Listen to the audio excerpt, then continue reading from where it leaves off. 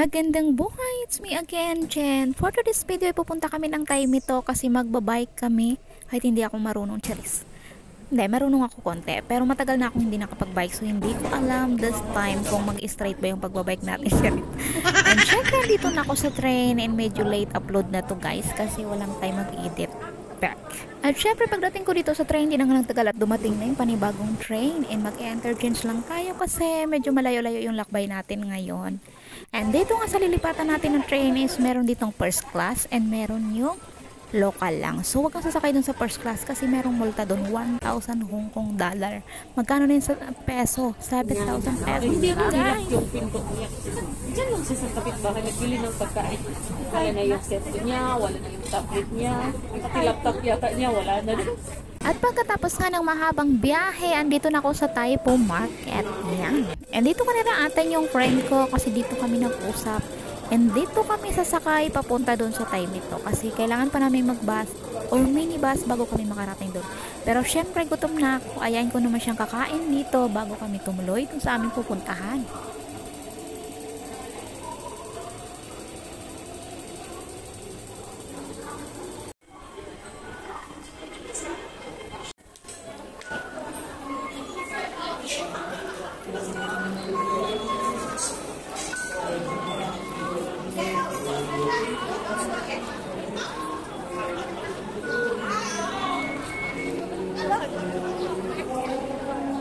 At pagkalipas ka ng ilang minutong biyahe, yung kaibigan ko andito na rin naman sa Taipo Market Station. At syempre dahil nagugutom ako, dito na kami kumain sa MX. Then pagkatapos namin kumain, bago na lang kami sasakay ulit ng bus papunta doon sa Taimitok. And eto nga pala yung na-order namin. Hindi ko alam yung tawag pero eto na yung in-order namin dalawa. Habang kumakain nga kami dito, sa pag-usapan pa rin namin yung Chinese New Year na talagang yung mga paa namin is pagod na pagod pa din. Hindi pa kami nakaka-move on. Ayan, and syempre guys, kakain muna kami. Hindi nga rin pala namin first time na kumain dito. Sa tuwing kakain nga kami dito, dito kami pumupwesto sa harap na to kasi nga dumadaan yung train sa harap namin. Kasi nga ang baba nito is train station lang. And inabot niya na rin pala sa akin yung gift nila ni Alex para sa Valentine's.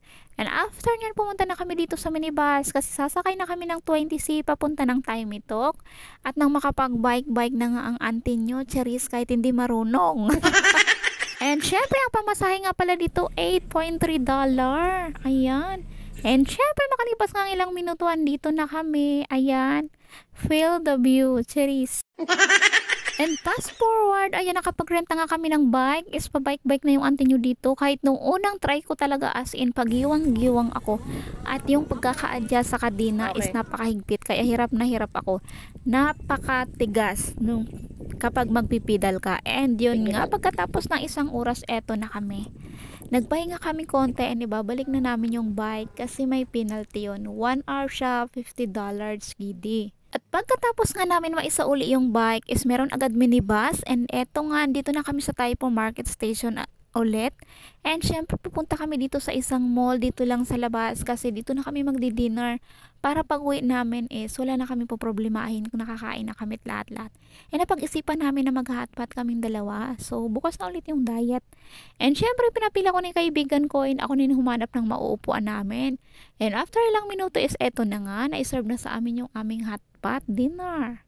Ayan, pero syempre hindi ako masyadong fan dito guys. Parang first time ko atang mag-hotpot. Charis, hindi talaga ako fan ng mga ganitong pagkain. Kasi parang feeling ko malulugi ako kasi hindi ako madami kumain. Lalo na yung mga ganyang klase. Minsan talaga parang hindi ko siya kinakaya. Charis. Ayan, and syempre pagkatapos namin kumain, eto, uwian na. Uwi na tayo guys.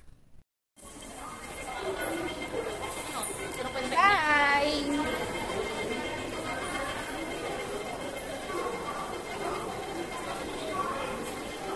At syempre, fast forward, hindi ko nakasama yung kaibigan ko kasi mas malapit siya kaysa sa akin. Ako kasi ang mahabang biyahe for this video. Charis. And syempre, hanggang dito na lang muna. And thank you for watching.